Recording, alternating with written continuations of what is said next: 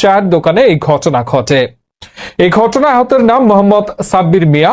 তিনি পুরাতন দুনিয়া সংলগ্ন এলাকার বাসিন্দা।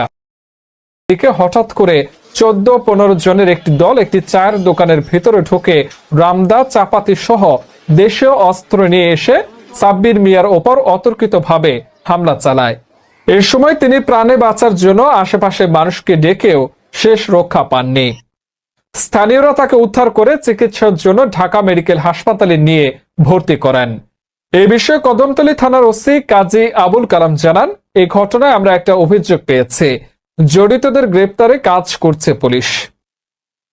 একটা গ্যাং, সেই গ্যাং এর প্রত্যেক জনের কাছে আপনার এই চাপাতি, দেশীয় চাইনিজ কুড়াল, তারপরে অস্ত্র, এই ছুরি টুরি এগুলি ছিল দেশীয় অস্ত্র।